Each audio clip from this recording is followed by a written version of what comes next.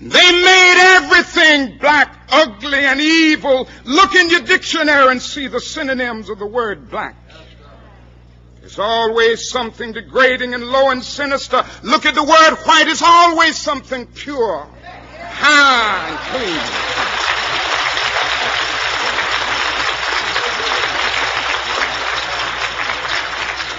But I want to get the language right tonight.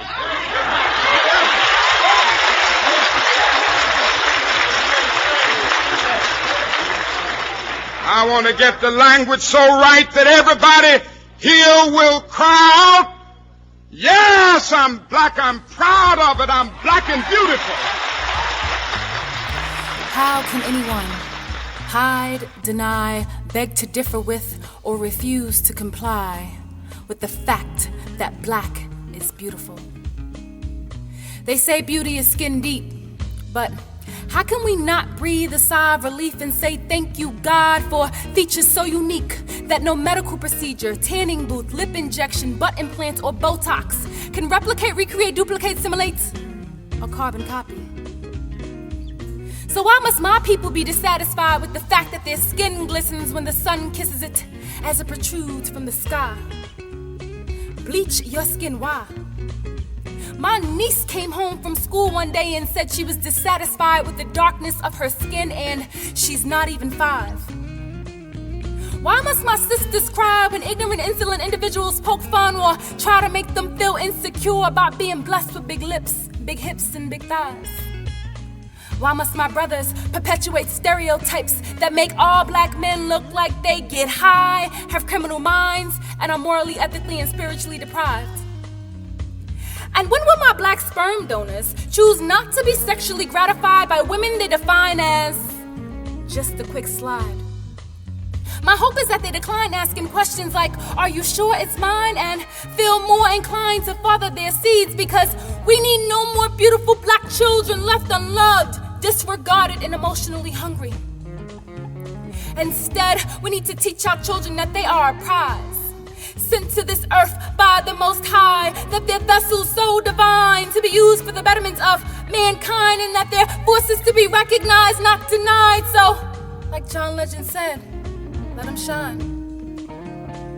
I want a son, and when I give birth to him, I will name him Zion, a name often defined as the highest point.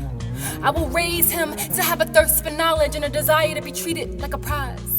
I want him to study the lives of his ancestors and to know that his bloodline derived from a pipeline of slaves in a country rich with diamond mines. And I want him to know the history of his people being robbed blind, sort of like what's happening now, just a little more disguised.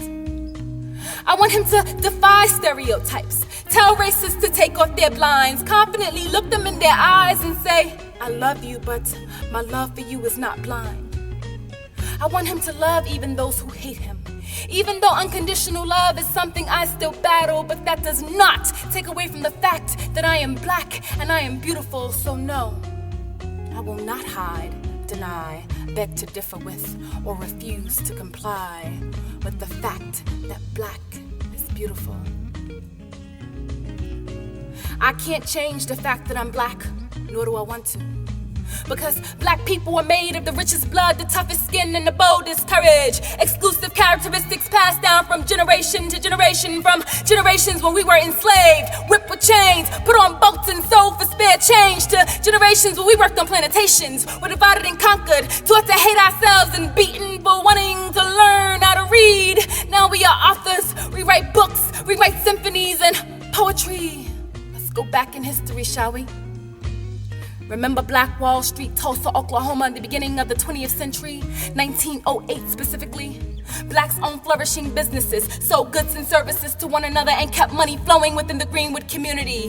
Then, in the early 1920s, racist white mobs burned down that community, the result of deceit, hatred, bigotry, and jealousy. Remember the Harlem Renaissance flourishing in the 1920s and the 1930s, when this literary, artistic, and intellectual movement fostered a new black cultural identity. Remember Chuck Berry, the blues sped up, also known as rock and roll, when white folks stole it and said it was the creation of their own. And we can't forget about 2008, because we made history when President Barack Obama successfully defeated John McCain and became the first African American to lead our country.